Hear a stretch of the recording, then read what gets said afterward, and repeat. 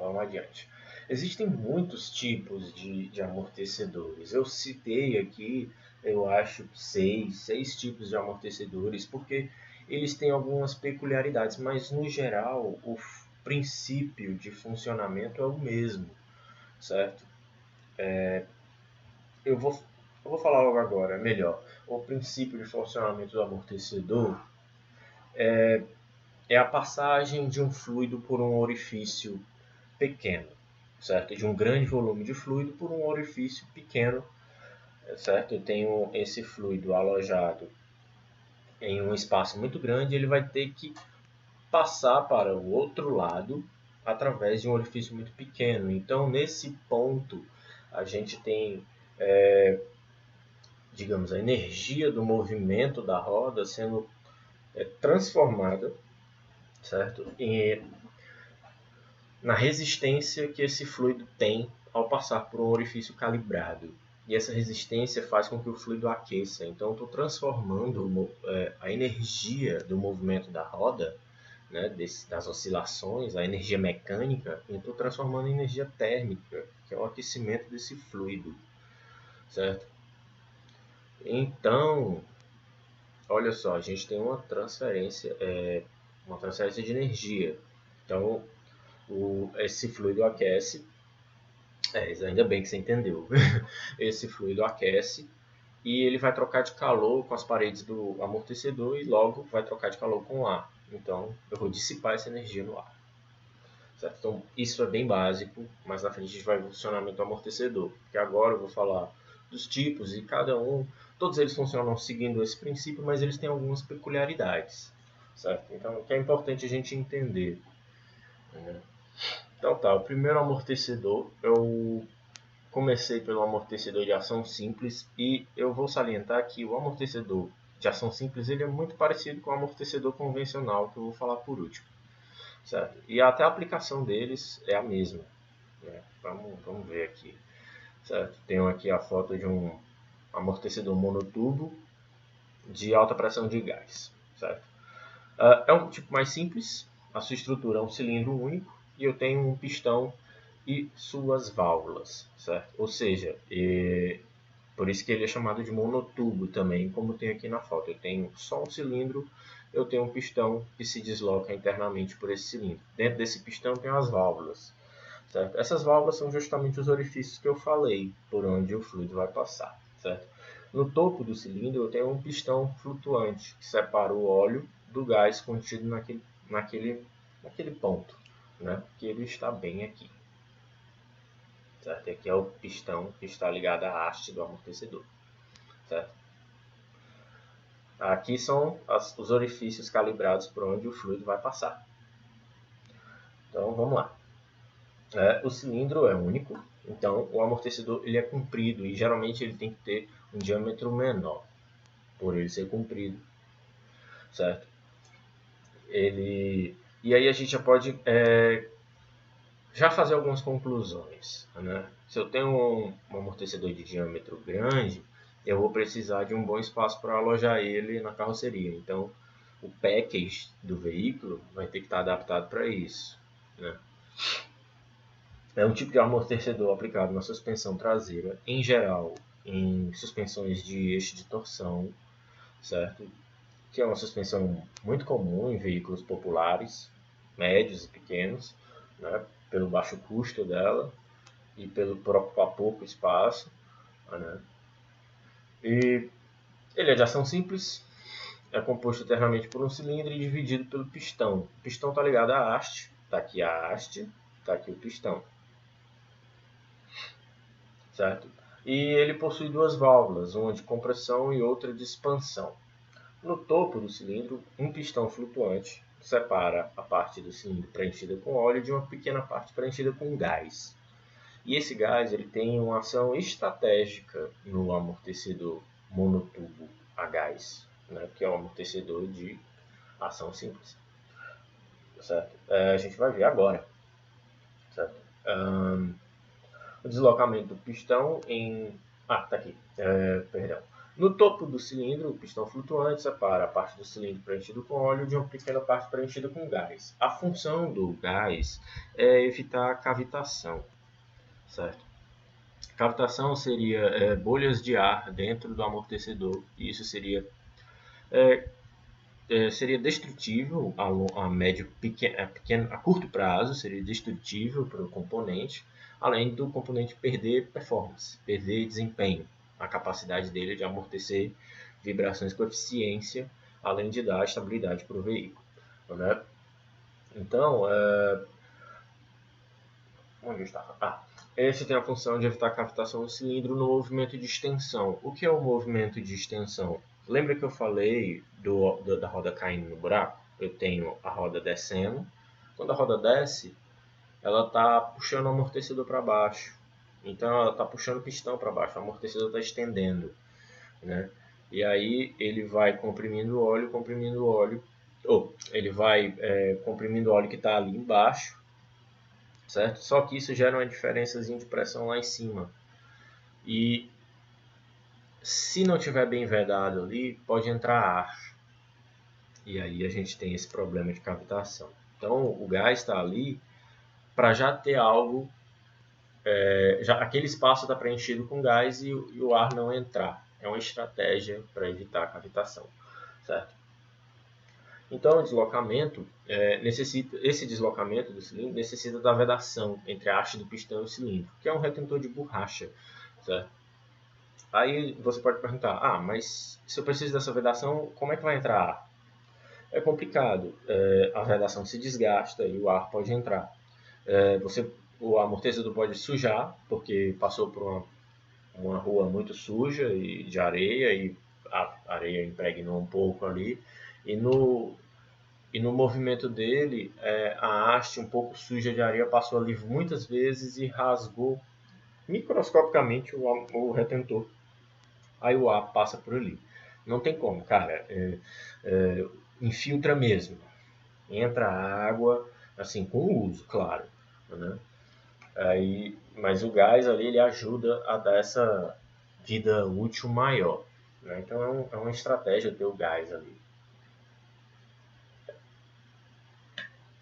Ainda assim, esse amortecedor ele tem uma simplicidade de projeto muito grande, por isso que ele é barato, ele é muito utilizado. Ele é fácil também de você retirar. Às vezes 2 parafusos você já tirou lá o amortecedor e já fez a substituição, diferente de alguns outros modelos. Né? Então, por outro lado, a forma de dispor o gás, o óleo, prejudica um pouco o funcionamento, certo? Pois a câmara que se cria antes do pistão flutuante gera uma pressão extra no retentor durante o funcionamento, ou seja, eu preciso ter um retentor um pouco mais forte para lidar com isso. Né? E pode gerar vazamentos no futuro com o desgaste dessas peças, certo? Sem falar que essa pressão induz forças consideráveis na haste, sendo então comum o empenamento quando o amortecedor é severamente exigido. Esse empenamento ocorre porque eu tenho forças muito grandes agindo ali e eu ainda tenho essa pressão interna, certo? E aí às vezes a haste pode flambar devido a uma exigência muito grande, uma exigência súbita. Então, somando todas as forças que estão agindo ali, eu posso acabar tendo esse empenamento. Então, é isso. Vamos para o amortecedor de dupla ação. Ele é muito parecido com o anterior, só que agora a gente tem um detalhe importante. Ele tem 2 cilindros. Certo? Ele é a evolução do amortecedor de simples ação. Óbvio. Ele é assim chamado porque tem 2 câmaras ou 2 cilindros. Esses cilindros também contêm fluidos, certo? Porém, não há necessidade de um pistão flutuante. Aliás, o outro cilindro está aí para isso. Né? Os 2 cilindros, eu tenho um interno e um externo, e eles compensam isso. Estes cilindros são conectados através de válvulas, ou seja, eu tenho mais válvulas também com orifícios calibrados por onde o fluido vai passar. Certo? Essas válvulas separam os cilindros e seus fluidos. Ambos os cilindros têm fluidos. Certo? E agora, eu não tenho gás, é totalmente hidráulico. Né? O outro era hidráulico, mas ele tinha um gás de alta pressão lá dentro. Né?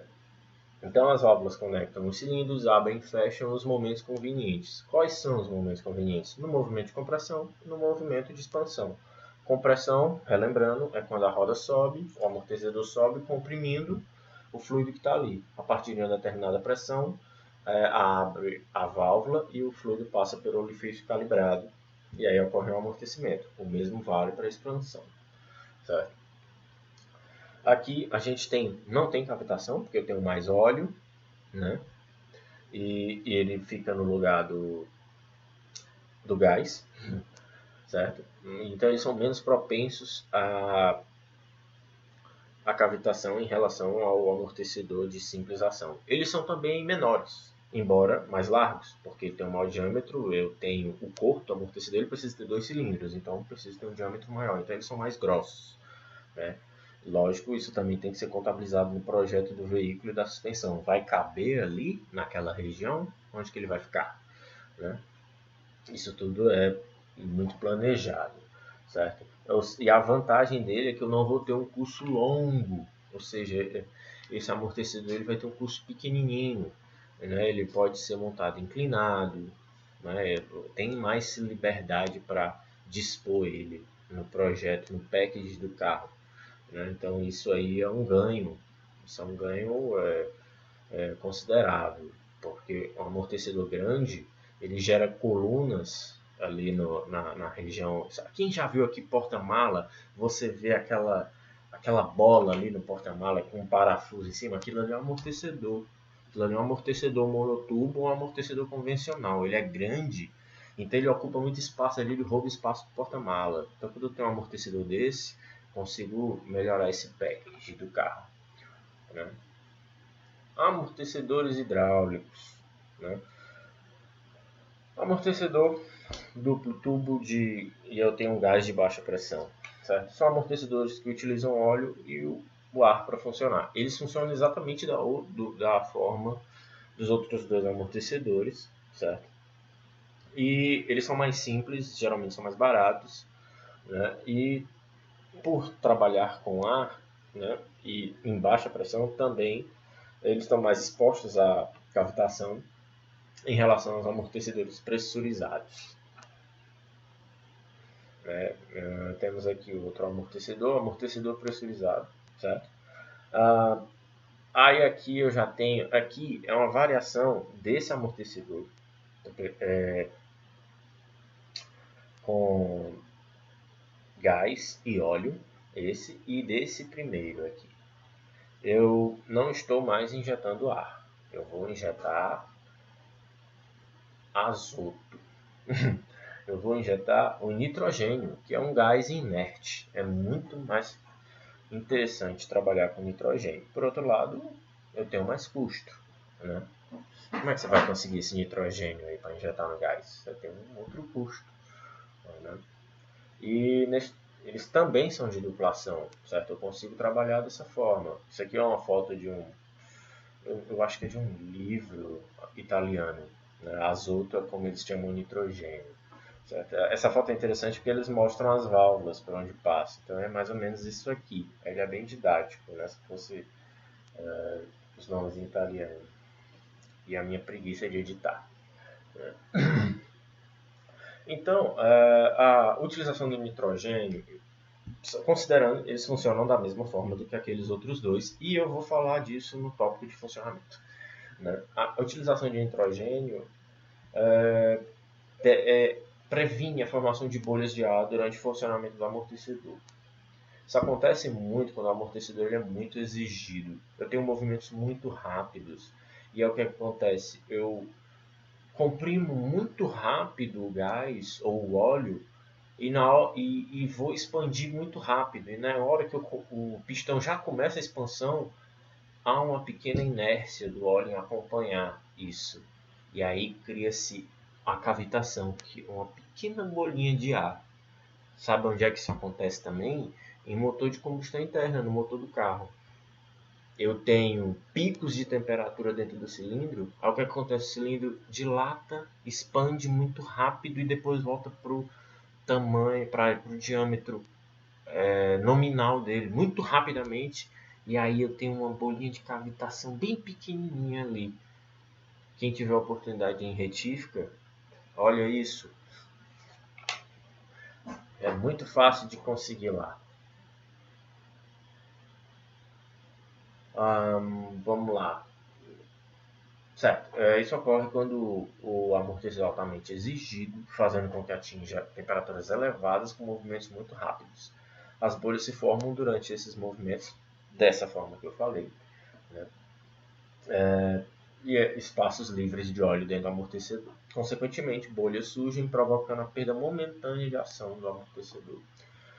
O nitrogênio pressiona o óleo pelas válvulas inferiores e ocupa esses espaços para ocupar, né, esses espaços livres. É melhor de se trabalhar com nitrogênio, né, mas creio que não se utilize mais esse tipo de amortecedor. Tem melhores hoje. Amortecedores estruturais. Para entender isso aqui, tem que entender um pouco da suspensão McPherson, mas aí eu preciso falar de um vídeo só para ela, que em breve eu vou fazer. Mas eu vou falar rapidamente por que esse amortecedor ele tem esse formato aqui. No começo, a gente tinha um tipo de suspensão muito boa, que era a suspensão duplo A, a Double Wishbone. E eu tinha dois braços articulados com o amortecedor entre esses dois braços. Aí alguém teve a ideia de tirar o braço superior da suspensão e deixar só o inferior. E essa articulação da suspensão é substituída por um conjunto telescópico do amortecedor com a mola, que é exatamente isso que a gente está vendo aqui. Então, se você abrir o capô do seu carro, que ele muito provavelmente tem essa suspensão McPherson, você vai ver umas bolas bem grandes lá, certo? Que é o que? É uma bucha, mas é uma bucha com rolamentos especial, tem ajuste de alinhamento ali, muito importante também. Tem para mexer ele tem que ter um conhecimento e experiência, certo? Por quê? Porque ela vai substituir o braço. Então ela precisa ser articulada para a roda poder girar. A suspensão vai girar junto. Esse conjunto ele vai girar um pouco também, né? Então por isso que tem esse rolamento. E aí o amortecedor ele é disposto inclinado, né? E lá embaixo, onde eu tenho esses furos aqui, que você pode ver, estou passando o mouse em cima, é onde articula com o cubo de roda, né? E ele fica inclinado. Então essa suspensão ela é chamada de esse amortecedor ele é chamado de amortecedores strut ou estruturais ou escora. Por quê? Porque as forças criam momentos aqui e a haste do pistão acaba sendo uma escora para essas forças. Mas vamos lá, falei daqui da suspensão, basicamente é isso que foi, né? Deixa eu ver se tem alguma informação que eu deixei passar. Não, a característica desse arranjo é que o amortecedor estrutural ele absorve impactos e irregularidades do pavimento, ok, função dele, e promove um apoio dessas cargas do contato da roda com a pista, ok. Entretanto, essas cargas exercem no amortecedor as forças que não agem diretamente no eixo do pistão, que criam momentos. O que é momento? Eu tenho uma extremidade fixa de um corpo e eu exerço um ponto na extremidade a uma certa distância dessa extremidade fixa. Eu exerço uma força perpendicular ou uma força ela pode estar também disposta inclinada, né? Eu sempre vou ter uma componente perpendicular, né? Então esse amortecedor, por isso ele é chamado de amortecedor estrutural. Certo?